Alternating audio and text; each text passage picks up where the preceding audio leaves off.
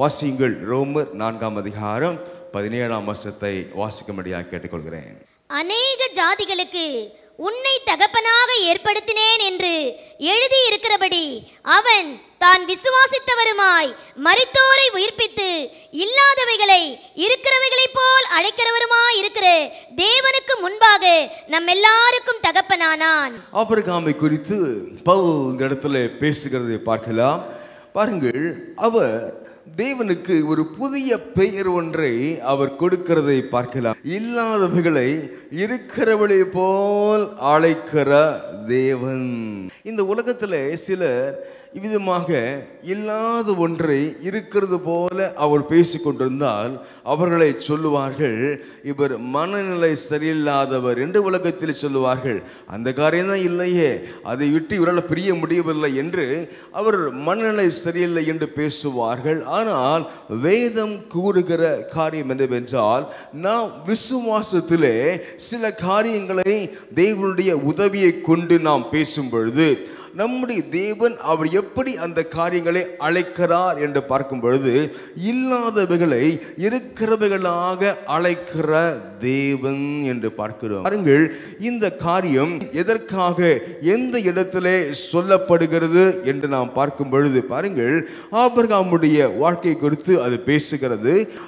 மரித்தோரை உயிர்ப்பித்து என்று ஒரு காரியம் பாருங்க. அப்போ இல்லாத ஒன்றை இருக்கிறவைகளாக உருவகப்படுத்தி இருக்கிறவைகளாக தேவன் அழைத்தபடினாலே பாருங்க, அந்த காரியத்தை அந்த ஆசீர்வாதத்தை ஆபிரகாம் பெற்றுக்கொண்டது போல நம்முடைய ஜீவியத்திலும் கூட இல்லாத ஒரு ஆசீர்வாதத்தை, எதிர்பார்க்கிற ஒரு ஆசீர்வாதத்தை, இன்னும் பெற்றுக்கொள்ளாத ஒரு ஆசீர்வாதத்தை நீங்களும் நானும் இந்த நாளில் பெற்றுக்கொள்ள போகிறோம். இதிலே இந்த ஆசீர்வாதம் எப்படி நிறைவேறுகிறது, இது தேவன் எப்படி இதை நிறைவேற்றி கொடுக்கிறார் என்று நாம் தியானிக்கும் பொழுது முதலாவதாக வாசிக்கலாமா?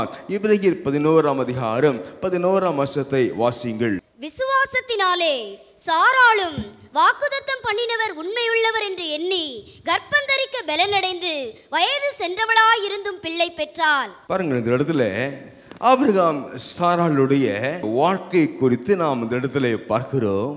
அவருடைய வாழ்க்கையிலே ஒரு காரியம் இல்லை, அவளுக்கு பிள்ளை இல்லை என்று பார்க்கிறோம். பாருங்க, அப்போ நம்முடைய தேவனுடைய குணாசயத்தை ரோமர்களை வாசிக்கிறோம். இல்லாதவைகளை இருக்கிறவளை போல் அழைக்கிற தேவன். அப்போ இவருடைய வாழ்க்கையிலே பாருங்கள், குழந்தை இல்லாத ஒரு சூழ்நிலை, கர்ப்பம் செத்து போன ஒரு சூழ்நிலை. பாருங்க, திருமணமாகி சில ஆண்டுகள் பல ஆண்டுகள் ஆனாலும் கூட அவர்களுக்கு அந்த குழந்தை பெற்றெடுப்பதற்குரிய அந்த தகுதிகள், அந்த காரியங்கள் சரியாக இருக்கும் பொழுது எந்த நேரத்தில் வேண்டுமென்றாலும் கர்த்தர் ஆசீர்வாதத்தை கொடுக்கலாம், பிள்ளை பெறலாம் என்ற நிலை காணப்படும். ஆனால் அந்த நேரத்திலே ஆபிரகாமுக்கு வயது என்ன என்று பார்க்கும் பொழுது 100 வயது, சாராளுக்கு 90 வயது. பாருங்க, இந்த காலகட்டத்திலே குழந்தை பெறுவதற்கான எல்லாவித சூழ்நிலைகளும், மருத்துவ ரீதியாக இயற்கையாக இருக்கிற எல்லா சூழ்நிலைகளும் அடைபட்ட வேளை. அந்த வேளையை நான் அழைக்க விரும்புகிற விதமாக மரித்த வேளை என்று நான் அழைக்கிறேன். ஆபிரகாம் சாராளினுடைய கர்ப்பம் அது மரித்திருந்தது. பாருங்க, மரித்து விட்டது. தேவனுடைய அற்புதம் அந்த இடத்துல கிரியை செய்து அந்த சாராளுடைய மரித்த கர்ப்பத்தை தேவன் உயிரோடு எழும்ப செய்தார். அந்த கர்ப்பத்தில் ஒரு பெரிய ஒரு ஆச்சரியமான ஒரு குழந்தை அந்த ஈசாக்கு பிறக்கும்படியாக தேவன் கிருபை செய்தார். மாணவர்களே, கர்த்தரை ஆசீர்வதிப்பாராக. அப்போ அவருடைய வல்லமையினாலே உயிர்த்தெழுதலின் அற்புதம் அது நடைபெறும் என்று கர்த்தர் சொல்கிறார். எத்தனை பேர் விசுவாசிக்கிறீங்க? உயிர்த்தெழுதலின் அற்புதம் நடைபெறும் என்று கர்த்தர் சொல்கிறார். மாணவர்களே, முதலாவது குறிப்பாக உயிர்த்தெழுதலின் அற்புதம் இது எப்படி நடைபெறும்? இல்லாத ஒன்று, உயிர் இல்லை. அந்த சரீரத்திலே, அந்த கர்ப்பத்திலே உயிர் இல்லை. குழந்தை பெற்றெடுக்கக்கூடிய அந்த பலன் இல்லை. அப்படிப்பட்ட சரீரம் அவை எப்படி உயிர் அடைந்தது என்று பார்க்கும் பொழுது அதுதான் நம்முடைய விசுவாசம் என்று பார்க்கிறோம். இந்த உயிர்த்தெழுதலின் அற்புதம் எப்படி நடந்தது? உயிர்த்தெழுதல் சொல்லும் பொழுது லாசரு உயிரோடு எழுந்தது மட்டும் உயிர்த்தெழுதல் அல்ல. இந்த ஆபிரகாமுடைய வாழ்க்கையிலே சாராளுடைய கர்ப்பம் உயிரோடு எழும்பி பிள்ளை பெற தகுதி பெற்றதே, அதுதான் ஒரு பெரிய உயிர்த்தெழுதலின் அற்புதம் என்று சொல்கிறேன். நாம் பொதுவாக சொல்லுவோம், எப்பொழுது இயேசு உயிர்த்தெழுதலின் அற்புதத்தை செய்தார் என்று பார்க்கும் பொழுது வேதத்திலே நிறைய காரியத்தை சொல்லுவோம். ஆனா இந்த உயிர்த்தெழுதலின் அற்புதம் எங்க ஆரம்பிச்சதுன்னு பார்க்கும்போது ஆபிரகாமுடைய வாழ்க்கையில் இருந்து இந்த உயிர்த்தெழுதலின் அற்புதம் நடக்க ஆரம்பித்து விட்டது. இன்றைக்கு நம்முடைய வாழ்க்கையிலும் கூட அதே உயிர்த்தெழுதலின் அற்புதம் அது நடைபெறும். அன்பானவர்களை கர்த்தர் ஆசீர்வதிப்பாராக. நம்முடைய ஜீவியத்திலே இல்லாத காரியங்களை தேவன் இன்றைக்கு நமக்கு தரப்போகிறார். இதனுடைய ஜீவியத்தில் அநேக காரியங்களை என் ஜீவியத்தில் இன்னும் இல்லை, இன்னும் தேவன் தரணும் அப்படின்னு சொல்கிற காரியம் எத்தனை பேர் ஜீவியத்தில் இருக்குது? இந்த நாள் தேவன் உங்களுடைய ஜீவியத்தில் அந்த இல்லாத காரியங்களை இருக்கிறவர்களாக அழைத்திருக்கிறார். அந்த காரியத்தை நீங்கள் பெற்றுக்கொள்ளுகிற நாள் அது வந்திருக்கிறது என்று கர்த்தர் சொல்கிறார். உங்களுடைய விசுவாசத்தை ஆபிரகாம் விசுவாசத்தை போல தேவன் தட்டி எழுப்புவாராக. ஹல்லேலூயா. இந்த நாளிலே அதை பெற்றுக்கொள்ளக்கூடிய அந்த வழிமுறையை ஆபிரகாமை பார்த்து நாம் சற்று கற்றுக்கொள்ள கர்த்தர் நமக்கு கிருபை செய்வாராக. கர்த்தர் நம்மை ஆசீர்வதிப்பாராக. இதை பெற்றுக்கொள்வதற்கு ஆபிரகாம் சாராளுடைய விசுவாசம் அதிகமாய் காணப்பட்டது என்று பார்க்கிறோம். எந்த ஆசீர்வாதத்தை நாம் பெற்றுக்கொள்ள வேண்டும் என்றாலும் அதற்கு ஒரு காரியம் நமக்கு தேவைப்படுகிறது. என்ன தெரியுமா? விசுவாசம் என்று நாம் பார்க்கிறோம். பானவளே வாசிங்கள் ஆதியாகமம் 17ஆம் அதிகாரம் 4-5 வசனங்களை நாம் வாசிக்கலாம். நான் உன்னோடே பண்ணுகிற என் உடன்படிக்கை என்னவென்றால், நீ திரளான ஜாதிகளுக்கு தகப்பனாவாய். இனி உன் பேர் ஆபிராம் எனப்படாமல் நான் உன்னை திரளான ஜாதிகளுக்கு தகப்பனாக ஏற்படுத்தினபடியால் உன் பேர் ஆபிரகாம் எனப்படும். இந்த விசுவாசத்தின் அந்த அனுபவத்தை ஆபிரகாமுடைய வாழ்க்கையிலே அவர் என்றைக்கு ஆரம்பித்தார் என்று பார்க்கும் பொழுது இந்த 5ஆம் வசனத்திலே நாம் வாசிக்கும் பொழுது, உன் பேர் ஆபிரகாம் எனப்படாமல் ஆபிரகாம் எனப்படும் என்று தேவன் அவருடைய ஜீவியத்தின் அந்த பெயரை மாற்றுகிறார். ஆபிரகாம் என்பதற்கு உயரத்தின் தகப்பன், ஃபாதர் ஆஃப் ஹைட்ஸ் என்று பொருளாக மாறுகிறது. ஆபிரகாம் என்று சொல்லும் பொழுது ஜனக்கூட்டத்தின் தகப்பன், தலைவன் என்று நாம் பார்க்கிறோம். அவ்விதமாக ஃபாதர் ஆஃப் மல்டிடியூட் என்று பார்க்கிறோம். கர்த்தர் ஆசீர்வதிப்பாராக. பாருங்க, ஒரு திரளான ஜனக்கூட்டத்தினுடைய தகப்பனாய் இந்த ஆபிரகாம் காணப்படுகிறார். அந்த ஆபிரகாம் என்ற அந்த வார்த்தைக்கு அதுதான் பொருள் என்று நாம் பார்க்கிறோம். அப்போ தேவன் ஆபிரகாமை அழைத்த உடனே ஈசாக்கு பிறக்கல. அந்த ஈசாக்கு பின்பதாகத்தான் பிறக்கிறார். அதுக்கு முன்னாலேயே தேவன் இல்லாதவர்களை இருக்கிறவர்களாக அழைக்கிற தேவன். அவர் தன்னுடைய விசுவாசத்தினுடைய அந்த படிகளை அவர் தொடங்க ஆரம்பித்தார். ஆபிரகாம் முடிவு பண்ணிட்டாரு, எனக்கு இனிமே குழந்தை பிறக்க வாய்ப்பு இல்லை. எங்க வீட்டில் விசாரணை கர்த்தன் இருக்கிறார், எலியேசர் இருக்கிறார், அவர் நன்றாக இருக்கட்டும் அல்ல இஸ்மாயில் இருக்கட்டும் என்று அவர் ஆபிரகாம் என்ன பண்றாரு? ஆல்டர்னேட்டிவ் பார்க்கிறார். ஆல்டர்னேட்டிவ். ஒரு காரியம் கிடைக்கலன்னா சரி, கிடைச்ச வரைக்கும் லாபம் அப்படின்னு சில காரியம் எடுத்துக்கொள்வோம் அல்லவா? அதுபோல ஆபிரகாம், சரி நமக்கு அந்த கொடுப்பனை இல்லை, சரி இருக்கிறத வச்சுட்டு நம்ம மேனேஜ் பண்ணுவோம். ஒரு நல்ல குணாதிசயம் தான். ஆனால் கர்த்தருடைய பார்வையிலே அது அப்படி அல்ல. கர்த்தர் என்றைக்கு ஆபிரகாமுடைய ஜீவியத்திலே இல்லாதவர்களை இருக்கிறவர்களாக அழைக்க ஆரம்பித்தார் என்றால், அந்த ஆபிரகாம் என்ற பெயரை மாற்றின உடனே கர்த்தர் அந்த விசுவாசத்தின் கிரியை, அந்த படியை கத்த ஆரம்பித்து விட்டார் என்று பார்க்கிறோம். ஆபிரகாம் இந்த வாக்கை அவர் அதிகமாக விசுவாசித்தார் என்று பார்க்கிறோம். உங்களுடைய ஜீவியத்தில் கூட சில காரியங்கள் வருவதற்கு வாய்ப்பே இல்லை, அது சான்ஸே இல்லை என்ற நிலையிலே காணப்படுறீங்க. ஆனால் கர்த்தர் சொல்லுகிறார், என்னுடைய குணாதிசயம் இல்லாதவைகளை இருக்கிறவளாக அழைக்கிற தேவன். நான் சொல்லுகிறேன், அந்த காரியம் இன்னும் இருக்கிறது. ஹல்லேலூயா. அதை நீங்கள் உயிரோடு பெற்றுக்கொள்வீர்கள். இதை விசுவாசிங்கள். ஆபிரகாமை போல நீங்கள் விசுவாசிங்கள் அன்பானவளே. ஆபிரகாம் தேவனை விசுவாசித்தான் அன்பானவளே. அந்த விசுவாசத்தின் பலன் என்ன தெரியுமா? திரள் கூட்டத்தின் தகப்பன் என்ற ஆசீர்வாதத்தை பெற்றுக் கொண்டானே. அதுபோல இந்த வேளையில கூட கர்த்தர் அந்த ஆசீர்வாதத்தை, அந்த இல்லாத நீங்க எதிர்பார்த்து கொண்டிருக்கிற அந்த ஆசீர்வாதத்தை கர்த்தர் சுதந்திரித்துக் கொள்ள கர்த்தர் உங்களுக்கு கிருபை செய்வாராக. கர்த்தரை ஆசீர்வதிப்பாராக. குழந்தை பிறக்கணும் அப்படின்னா பாருங்க, சரீரத்திலே பலன் அவசியம், கர்ப்பத்திலே பலன் அவசியம், எல்லாம் அவசியம். அதை பார்த்து கொண்டிருந்தா பலன் இல்லை, அவ்வளவுதான், முடிஞ்சு போச்சு. இந்த வேளையிலே கர்த்தர் சொல்கிற காரியம் என்னவென்றால், உங்கள் சரீர பலனை நீங்கள் பார்க்க வேண்டாம். அதாவது இப்பொழுது இருக்கிற நிலையை நீங்கள் ஒருபோதும் பார்த்து கொண்டிருக்க வேண்டாம். உங்களுடைய சரீரத்திலே தேவனுடைய உயிர்த்தெழுதலின் வல்லமை அது கிரியை செய்யும். ஆபிரகாமுடைய சரீரத்தை கிரியை செய்தது போல உங்களுடைய வாழ்க்கையிலும் கூட தேவனுடைய உயிர்த்தெழுதலின் வல்லமை அது கிரியை செய்யும். எத்தனை பேர் விசுவாசிக்கிறீங்க? தேவன் மரித்ததை உயிர்ப்பிக்க வல்லவர் என்று ஆபிரகாம் விசுவாசித்தார். பாருங்க, அந்த புதிய ஒரு ஜீவனை அவர் பெற்றுக்கொண்டு அந்த நாளிலே அவர் மையப்படுத்தினது போல நம்முடைய ஜீவித்திலும் கூட தேவன் இந்த வேளையிலே மரித்து போன காரியங்களை தேவனுடைய உயிர்த்தெழுதலின் வல்லமை இறங்கும் என்று நாம் விசுவாசிக்க வேண்டும் அன்பானவர்களே. மரித்த காரியங்களை உயிர்ப்பிக்கிற தேவன். பாருங்க, ஆபிரகாம் அடுத்த நாட்களிலே அந்த உயிர்த்ததின் அற்புதம் எல்லாம் நடக்கவே இல்லை. ஆனா ஆபிரகாம் விசுவாசி என்ன தெரியுமா? என்னுடைய கற்பத்தை, என்னுடைய மரட்டுத்தன்மையை கர்த்தர் உயிரடைய செய்வார், அது உயிரடைந்து ஒரு புத்திரனை தருவார் விசுவாசித்தாரே. அதுபோல நம்முடைய வாழ்க்கையிலே தேவன் ஒரு புதிய ஒரு ஜீவனை கொடுப்பார். நிலை, ஒரு புதிய பரிமாணம், ஒரு நியூ டைமென்ஷன்.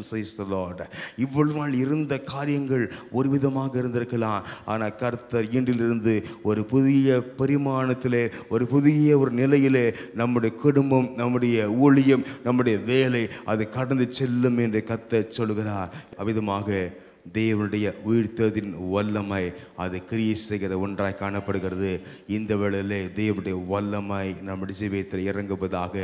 மனிதனுடைய பலவீனத்திலே அவருடைய பலன் அது இறங்க கத்த கிருபை செய்வராக.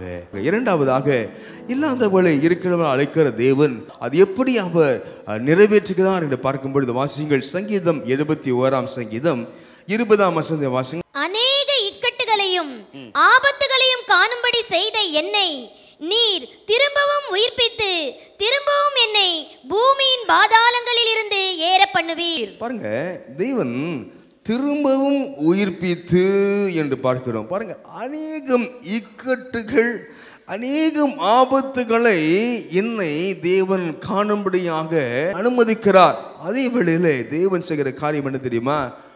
அந்த நிலையிலேயே தேவன் இருப்பதற்கு அவர் அனுமதிக்க மாட்டார். பாருங்க, திரும்பவும் உயிர்ப்பித்து நம்மை பாதாளங்களிலிருந்து தேவன் இற பண்ணினார் என்று பார்க்கிறோம். நம்பிக்கை அற்ற நிலையிலிருந்து நம்மை தப்புவிக்கிறார் என்று பார்க்கிறோம். நம்பிக்கை இல்லாத ஒரு நிலை. அந்த வேளையில பார்க்க சங்கீதக்காரனுடைய நிலை மிக மோசமாய் காணப்படுகிறது. என்ன தெரியுமா? அநேகம் இக்கட்டுகள், அநேகம் ஆபத்துகள், அதை அவர் காண கர்த்தர் அவரை அனுமதிக்கிறார். ஆனா அந்த ஆபத்துகள் எல்லாவற்றிலும் இருந்து தேவன் அவரை ஒரு அற்புதம் செய்து அவரை மீண்டுமாக உயிர்ப்பித்து என்று பார்க்கிறோம். அநேகர் சொல்லுவாங்க, என் வாழ்க்கையில் ஏன் இப்படி நடந்துச்சு, ஏன் இந்த காரியம் வந்துச்சு, இது என்னால் புரிஞ்சு கொள்ளவே முடியல என்று அநேகர் சொல்லுவாங்க அன்பானவளே. ஆனால் கர்த்தர் அதே நிலையிலே நம்மை வைத்திருக்க மாட்டார், திரும்பவும் உயிர்ப்பிப்பார். அப்போ ஒரு நம்பிக்கை அற்ற நிலையிலே இருந்த நம்மை தேவன் மறுபடியும் அவர் உயிர்ப்பிக்க வல்லவராக இருக்கிறார். அநேகருடைய வாழ்க்கை மரணத்திற்கு சமீபமாக அது சென்றது. அந்த வேளையிலே லாஸ்ட் மினிட் என்று பார்க்கிறோம். மரணத்துக்கும் நமக்கும் ஒரு அடி தூரம் கூட இருக்காது. அவ்வளோ சமீபமான நாட்களில் அவ்வளோதான் நம்முடைய ஜீவமே முடிஞ்சிருச்சு அப்படின்னு நாம் நினைப்போம்.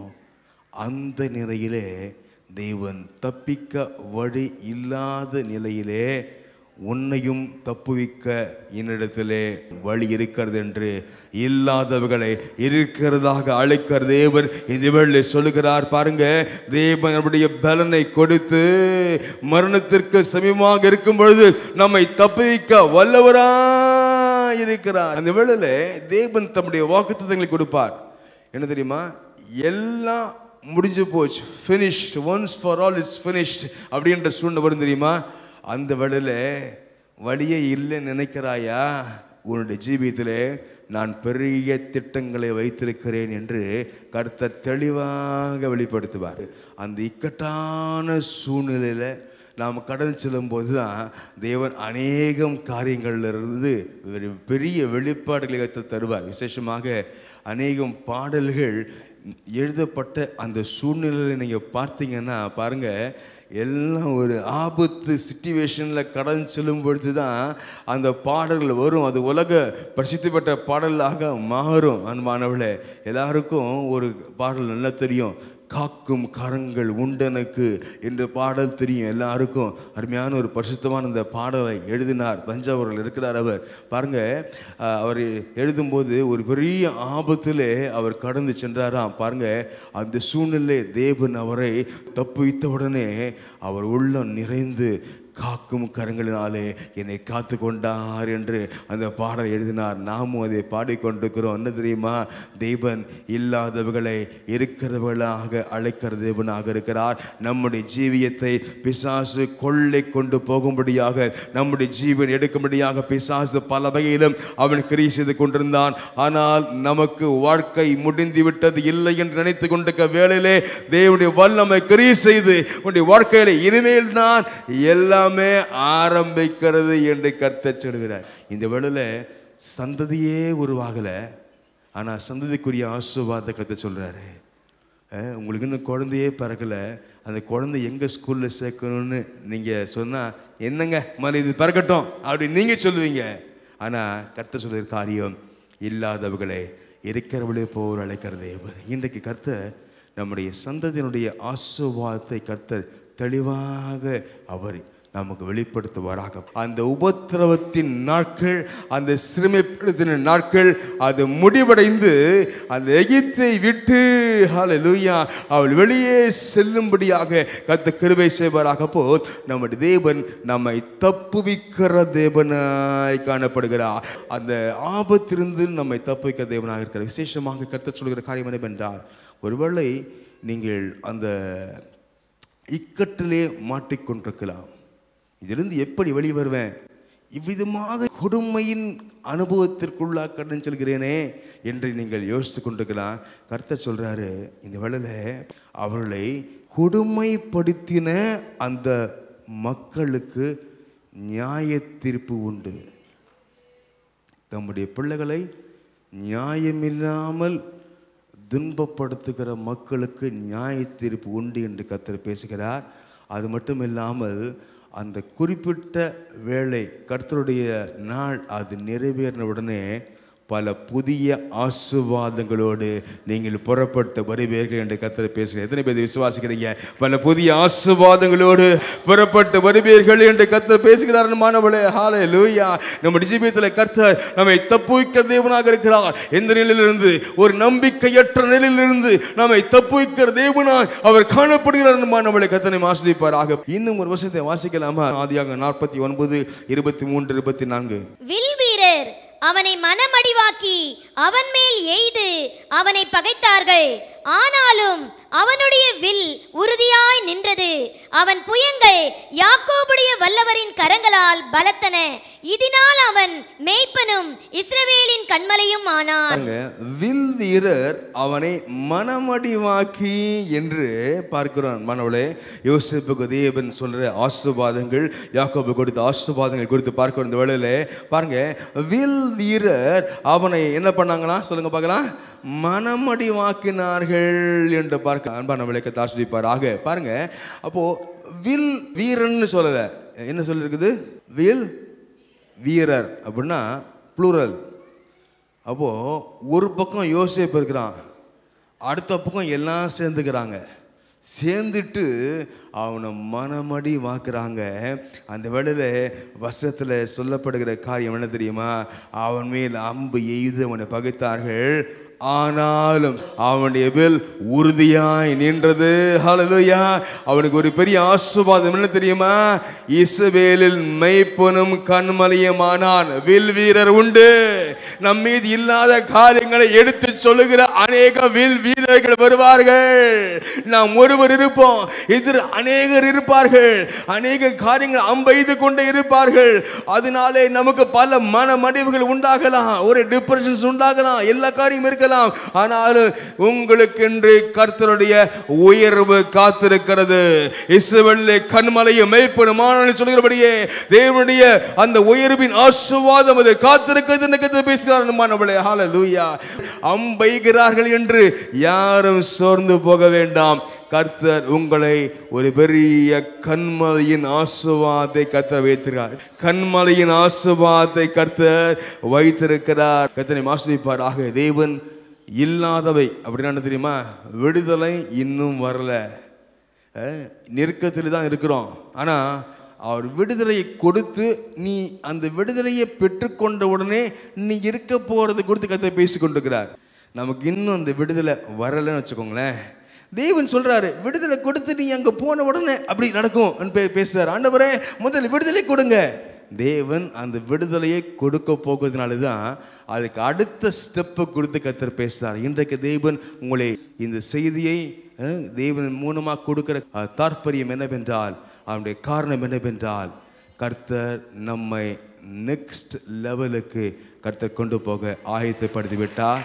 அடுத்த லெவல், அடுத்த நிலைக்கு நம்மை கொண்டு போக ஆயத்தப்படுத்தி விட்டார். நமக்கு இருக்கிற நிலையை பார்த்து கொண்டிருக்கிறோம். அப்படி அல்ல, நீங்கள் இருக்கிற நிலைமைக்கு ஒரு முடிவை கர்த்தர் கொண்டு வருகிறார். நீங்கள் அடுத்த நிலைக்கு போக ஆயத்தப்படுங்கள் என்று கர்த்தர் பேசுகிறார். நம்மை தேவன் தப்புவித்து அந்த இடத்துல கொண்டு செல்ல அவர் வல்லவராய் காணப்படுகிறார். கர்த்தர் நம்மை ஆசீர்வதித்து காப்பாராக. கடைசியாக ஒரே ஒரு காரியத்தை பார்த்து நான் முடிக்க விரும்புகிற கர்த்தரை ஆசீர்வதிப்பாராக. வாசியுங்கள், ஆதியாகமம் 22:18 வாசியுங்கள்.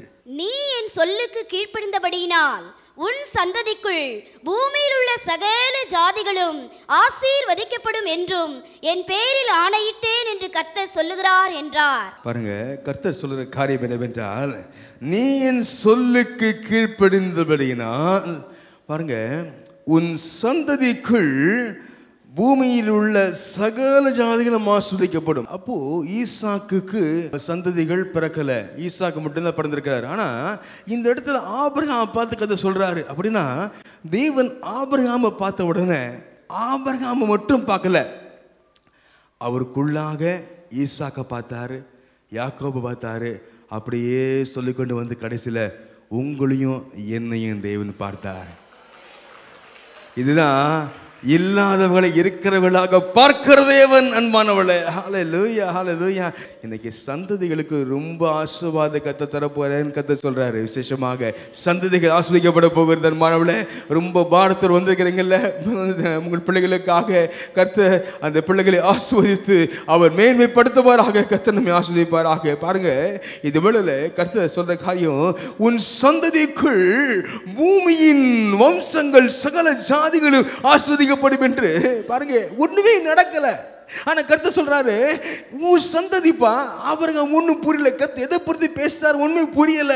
ஆனா கர்த்தர் சொல்றாரு, பூமியின் வம்சங்கள், அதாவது உலகத்தினுடைய ஆசீர்வாதமே அது உனக்குள்ளதான் இருக்குது, உன்னை கொண்டுதான் இந்த பூமி ஆசீர்வதிக்கப்படும் என்று கர்த்தர் சொல்லுகிறாரே. அது போல கர்த்தர் அந்த சீட், அந்த விதை இருக்கிறது அல்லவா, அந்த விதையை ஆஸ்வதிப்பார், விதையை அவர் ஆஸ்வதிப்பார் என்று பார்க்கிறோமே. கர்த்தரை நடத்துவாராக. அந்த சீட் என்ன தெரியுமா? ஈசாக்கு ஒரு சீடு, ஒரு விதை.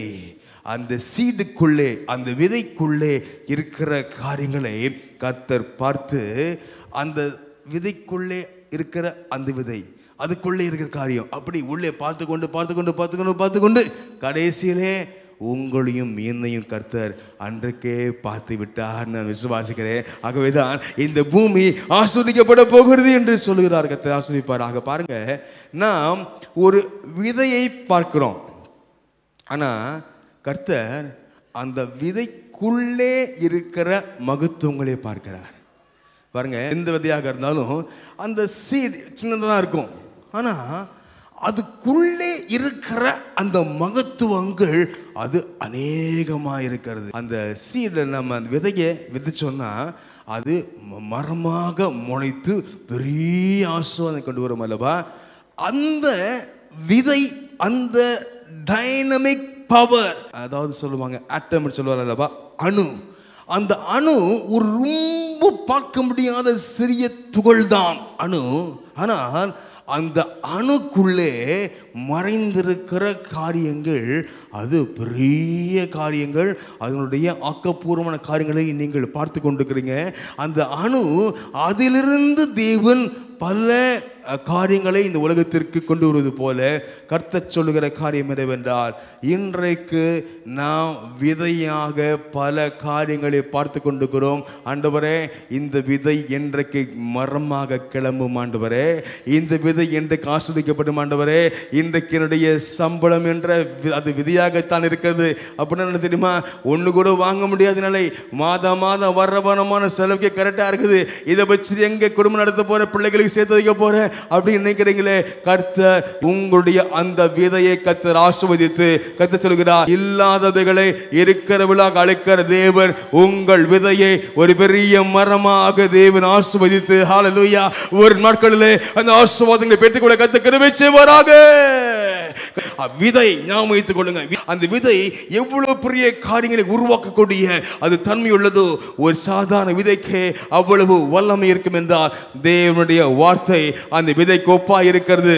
அதே வார்த்தைகள் சொல்லுகிறது, இல்லாதவைகளை இருக்கிறவர்கள் அழைக்கிற தேவனாய் காணப்படுகிறேன் என்று சொன்னது போல அந்த வசனமாகிய விதை நம்முடைய ஜீவியத்திலே பல பெரிய ஆசீர்வாதங்களை கொண்டு வருவது போல தேவன் சொல்கிற காரியம், உயிர்த்தெழுதலின் அற்புதம் நமக்கு நடக்க போகிறது. தேவன் தப்புவித்து நம்பிக்கற்ற நிலையிலிருந்து நம்மை நம்பிக்கையுள்ள வழிகளை கத்த காட்டுவது மட்டுமல்லாமல் தேவன் நம்முடைய விதையை ஆஸ்வதிக்க போகிறார். நீங்கள் இப்பொழுது விதையைத்தான் பார்த்து கொண்டிருக்கிறீங்க, ஆனால் எதிர்காலத்திலே ஒரு பெரிய மரத்தை பார்க்க போறீங்க. கர்த்தர் உங்களை ஆஸ்வதிப்பாராக, நடத்துவாராக.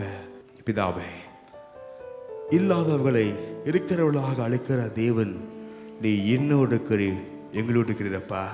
ஆண்டவரே, நீ ஆபிரகாமுடைய ஜீவியத்திலே இல்லாத காரியத்தை இருக்கிறதாக அழைத்து ஆபிரகாம் என்று விசுவாசம் சொன்னீரப்பா. அதையும் ஒரு விசுவாசித்தார் ஆண்டவரே. அதுபோல எங்களுடைய ஜீவியத்திலும் ஐயா, நீ பல காரியங்களை நீ எதிர் வைத்திருக்கிறீர் ஆண்டவரே. அந்த ஆசீர்வாதங்களை நாங்கள் சுதந்திரித்துக் கொள்ள கிருபை செய்வீராக. உயிர்த்தெழுதலின் அற்புதம் நடக்கட்டும், தப்புவிக்கிற ஆசீர்வாதங்கள் நடக்கட்டும், விதையை ஆஸ்வதிக்கிற அந்த காரியம் ஜீவியத்திலே நடக்கட்டும். இது எல்லாவற்றையும் செய்து ஒரு பெரிய ஆசீர்வாதத்தை நாங்கள் பெற்றுக்கொண்டு இல்லாத ஆசீர்வாதங்களை நாங்கள் சுதந்திரித்துக் கொள்ள கிருபை செய்வதாக, ஆஸ்வதிப்பதாக, அதுக்கு ஏற்ற பலனை கட்டிடுவதாக காத்துக்கொள்ளும். இயேசுவின் நாமத்தில் பிதாவே, ஆமென், ஆமென், ஆமென். Pastor P. ஸ்டீஃபன் அவர்களால் ஸ்தாபிக்கப்பட்ட பல்லாவரம் அப்போஸ்தல கிறிஸ்தவ சபை அவருடைய மறைவுக்கு பின் பாஸ்டர் எஸ். விசுவாசம் அவர்களால் தொடர்ந்து நடைபெற்று வருகிறது. ஒன்றுமில்லாமையில் ஆரம்பிக்கப்பட்ட இந்த சபையானது இன்றைக்கு ஆயிரக்கணக்கான ஆத்துமாக்களை கொண்டதாக மாற கர்த்தர் கிருபை செய்தார். உங்களுடைய பிரச்சனைகளுக்காகவும் ஜெப குறிப்புகளுக்காகவும் மேலும் 24 மணி நேரமும் ஜெபிக்க நாங்கள் ஆயத்தமாக இருக்கிறோம். போதகரை நேரில் சந்தித்து ஜெபித்துக் கொள்ள நீங்கள் உடனே எங்களோடு தொடர்பு கொள்ளுங்கள். நீங்கள் தொடர்பு கொள்ள வேண்டிய முகவரி பாஸ்டர் எஸ். விசுவாசம் அப்போஸ்தல கிறிஸ்தவ சபை, 12A ஈஸ்வரி நகர், பல்லாவரம், சென்னை 43. தொலைபேசி எண் 22642299.